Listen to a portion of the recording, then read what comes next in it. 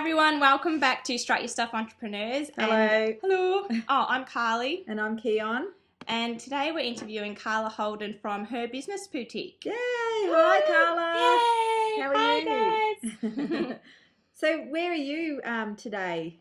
What country? What state? I am in Hollywood, California. Oh, love it. Yes. Yeah, it's nice and sunny here today. It's probably about 75 degrees, which is cold for LA. Yeah. Okay. Yeah, But we work on Celsius, so we'll figure that out later. Oh, right. That's right. Yeah. That's like trying to figure out time zones for us. We're just like, I know. Head explodes. Yeah. So can you tell us a little bit about your business just first up, and then we'll get onto the backstory of how you started? Sure. So, like you said, my name is Carla Holden, and I have a company called Her Business Boutique, where I help women entrepreneurs launch their business online. And I combine my coaching and consulting, and I also do web design and branding. So it's sort of a combination of two different passions that I have, and launched it in August of this year. Oh, wow. wow.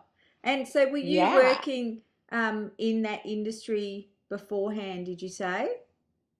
Yeah, well, I have a background as a life coach. So my first business was under my name, which was Carla M. Holden. Yeah. I did school last year in 2013, and I started my first general sort of life coaching practice. And over the past 18 months, I've rebranded a few times. Yeah. So in August, Her Business Boutique was born.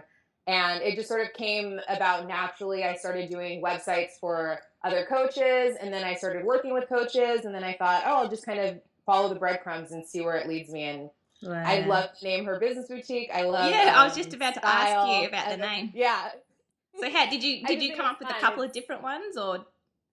You know, I still go back and forth even now about, using my name or using a sort of a company name, but I love the idea of having sort of a one-stop shop for women entrepreneurs, and that's sort of what I was thinking of when I came up with the Her Business Boutique. Yeah. So I just thought it was sort of a cool play on words and cute, and I thought, okay, I'm just going to commit to it and run with it and see how it goes. And so far, it's been really, really good. Oh, good. That's a really good point that you brought up there. There's quite a few points that you've brought up there. Is that your business has changed quite a bit throughout your business or entrepreneurial journey. Do you find that a lot with business owners, like entrepreneurs, that their businesses change quite a bit? Yes. So absolutely. I think especially when you're in the coaching arena, and anyone who's sort of in that coaching or expert industry, a lot of times you're finding your voice and you're finding your message and what you stand for. And I think in that process, there typically is a lot of sort of rebranding, remessaging, and honing in. And even still, I'm sort of like planning out my next year for 2015, and I'm even getting clearer. Okay, what parts do I really love talking about in my business, and what do I really love helping the women with that I've been working with? And how do I want to do more of that and have more of that be more of my core message? So I'm probably even going to kind of tweak and in a way, I wouldn't say rebrand, but I'm going to tweak and refine my message even further. And I think that's really common when you're doing coaching type work. Yeah. So yeah. I think we're finding that as well. We're going through. I don't know about you guys, but well, that's why I asked, because it's been a hot topic with a lot of the groups that I'm in. A lot of people are sort of saying, "Oh, I've just rebranded. I've got to rebrand again." So what? As somebody that does branding, what advice would you give to people that are sort of just starting out? Would you say, yep, go the whiz bang, bells and whistles with your branding, or what advice, I suppose, would you give to them?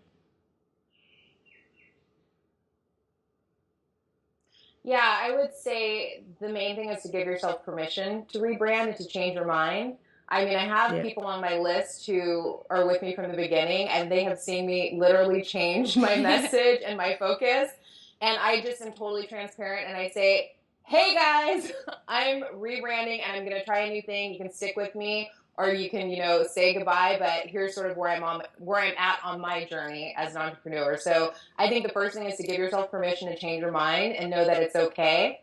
And then the second thing is, I don't think you really have to do all the bells and whistles. And I think that can actually be a distraction to say, oh, I'm going to do this whole new big ta-da. And it's really safe to work on things in your home or in your apartment when you need to tinker with the website and the copy and all that stuff. And I think the most important thing is if you are rebranding or sort of changing directions is to talk to people and to get in front of the people that you want to work with as much as possible, because that's really the only way you get clarity and start to get some traction to even see what your message is or what your new idea is. So cool. I would say don't fall into the trap of the, perfect website, but really get out there and engage with people. Yeah. Okay. I actually wanted to ask you about launching. So we're talking about rebranding, and I've noticed you've got a free 30-day Launch My Business program.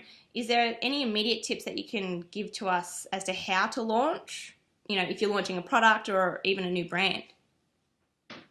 Yeah, I think, again, it kind of ties in with that main thing of really getting out there and talking to as many people as you can. And I think the main thing when you're in the coaching industry, especially specifically, is to know who you're targeting and really what problem you're solving for people.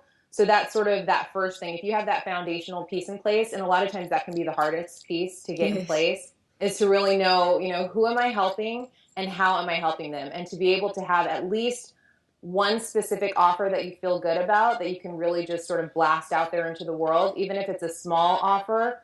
I think that's a good way to kind of get traction and get momentum. So I always think that if you're sort of starting over and you are kind of rebranding or going into a new niche, you really want to get as much experience as possible. So I think starting with something small, sort of like a bite-sized offer, is a good way to kind of get out there and get some traction and some momentum.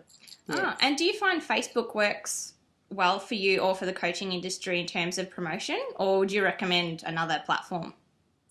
Facebook has been really good, and I have definitely been someone who's had sort of social media anxiety, so I haven't been as vocal as I want to be, and I constantly have to challenge myself to speak up in Facebook groups and to be visible.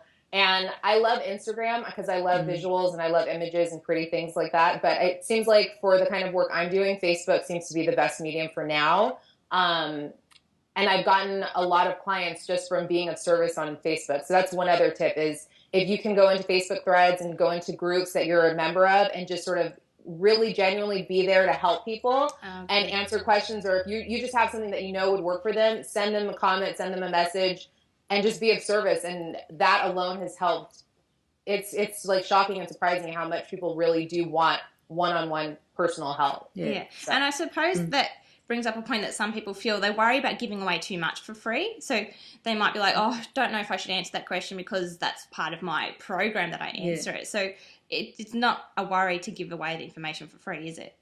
No, absolutely not. I personally think you can't really even err on that side. I feel like if you just are totally generous and giving, and it's almost like an energetic thing, if you are just really giving of the material and information that you have, people still want you to help them one-on-one, to either be accountable or to give them the structure, support, all the things that coaching entails. So information is out there. Information is free. It's definitely the information age, and you can Google anything. So you never have to feel like you have to hold your cards close to your chest. You can really be, I think, just out there and give people as much as you can. And it starts to come back for sure. Yeah. That's really good. So what got you onto this this journey, the entrepreneurial journey? Gosh, that is a good question. Well, my background is as a musician. I thought because I was quiet, I'd been quiet, so I thought I'd just take a question. You're stealing your question. I've always been an entrepreneur and an artist. I went to music school. That's really what I pursued in my 20s, was a career as a musician. Wow. So even doing that, I recorded my own CDs. I booked my own tours. Wow. I did the college circuit. So even when I didn't know it was called being an entrepreneur, I naturally was one just by being an artist and wanting to get my music out there. Yeah. I wish I would have known about marketing back then. I really wish I would have known about branding and marketing, but I've always just sort of had a passion for marching to the beat of my own drum and doing my own thing, and I'm not a good employee at all. So I have to work for myself. It's just the way it's going to be. Yeah. I think on one of my own resumes, I went to an interview and they said my resume was fluffy because I've had so many jobs. I'm like, what do you mean? I'm experienced. Right. Fluffy experience. Well, I'm actually not employable anymore because of the period of time that I've been running my own businesses. And, you know, you say this, that, and the other, and they're like, who the hell are you trying to come in here? You're not going to be sitting there doing what I'm telling you to do. You're going to be running this show and me. Yes, their worst nightmare. Yeah. So. Have you thought of incorporating your musical talents into your business, or do you do that already? I don't know how to do that. I know I've seen another coach, you know, sort of integrate her music. I don't know yet how that would fit into my brand, but I wonder if I will at some point, just because that is such a big talk to us. Yeah. We've actually just we're going through the whole process because we only just started in August really, and we're sort of fine tuning our audience and our tribe, and we've really narrowed it down to creatives, musicians, artists, those sort of people, because of the fear of self-promotion. So that's what we're trying to push out there now, and blend in who you are with your business. And that was a huge aha moment for us. Yeah. It's like, because we were trying to how are we going to teach what we know rather than teach what we love? So Keon here, I love her story. She was a lawyer by trade, and one of her main roles was to tell other people's stories. I'm like, Keon, that's what we need to do.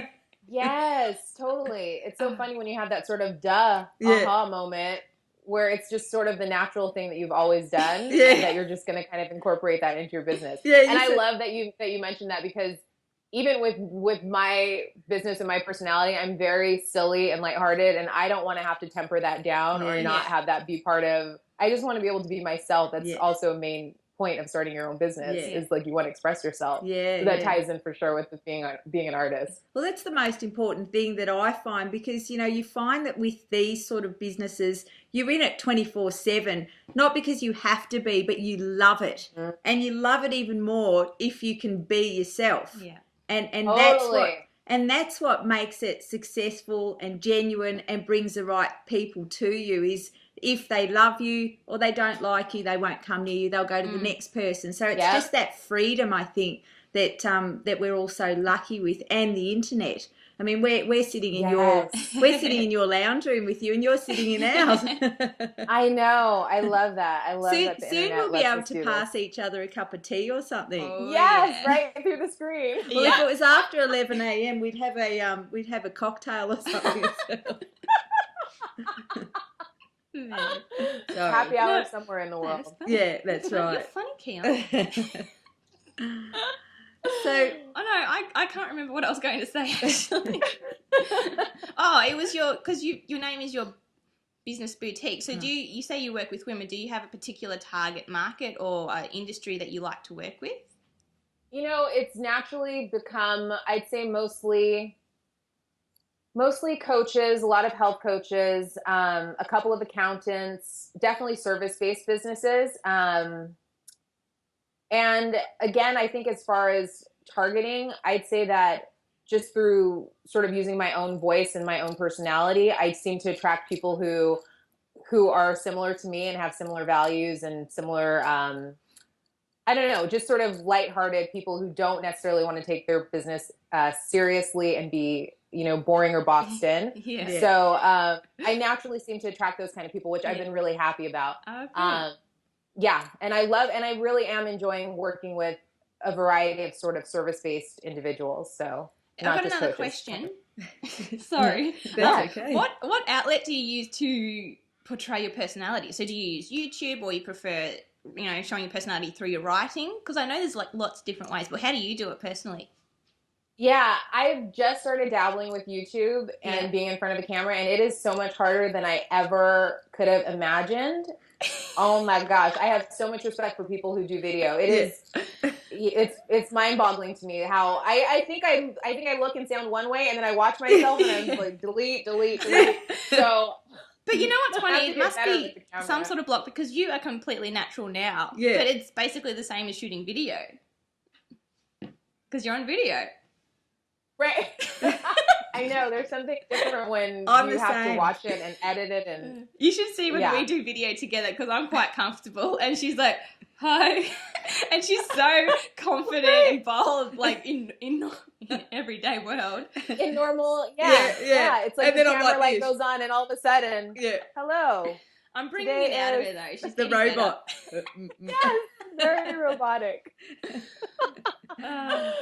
So yeah, and also just I think in my writing, letting myself express myself in my writing, I do a lot of written blog posts and in my newsletter too, just getting to kind of, and pictures and just all of that stuff. I like just kind of showing my personality. Oh, cool. Well, it's been fabulous. I think we better let you go. Keon wants to ask you one question. Oh, yes. The last question we always ask people is, we've actually got Strut Your Stuff Juniors evolving in the background as well.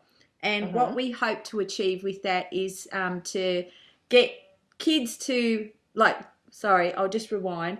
When kids get to our age, so I'm 41 and Carly just turned 28 yesterday, they don't have to go through they don't have to go through what we go through, you know, the fear of self-promotion, the fear of speaking out, lack of confidence, all of that sort of stuff. So what advice would you give to the 15-year-old Carla?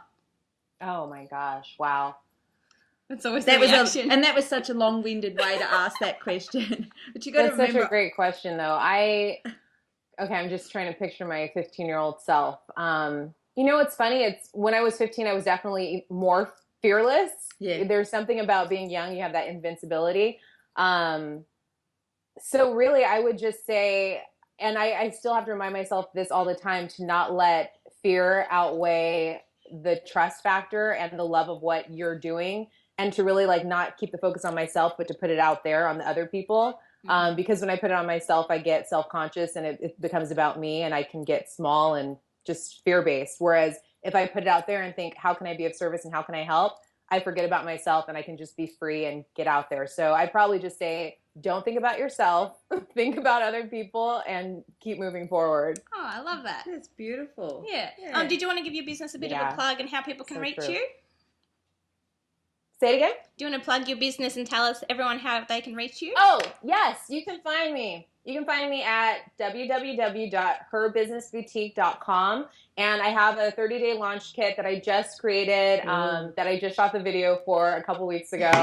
And yay! And a 5K, make your first 5K starter kit, which I'm really excited about. Sort of just shows the nuts and bolts of how I kind of got my business started and how I made my first 5K. So it's free on my website. And I'm also at facebook.com/herbusinessboutique. So I look forward to meeting some new people and always love what both of you ladies are up to. So fun and so cool. Thanks. Thank you. It was so great to meet you. It was lovely. And we'll keep in touch with you. I've actually just referred you on to somebody else. So. Yay! I can't wait to meet you both in person in Australia. Right. But we want to do a big tour, hopefully. I know. She's getting married next year. I keep telling everybody this, and she's going to America for her honeymoon. And I haven't quite broken it to her husband to be that I might be tagging along. Right, yeah. You're going to be a case. And I don't know how I'm going to break that to him. Yeah. Surprise, honey. As I live and breathe. What are you doing here? Oh, God. All right, we better let you go. Bye. See ya.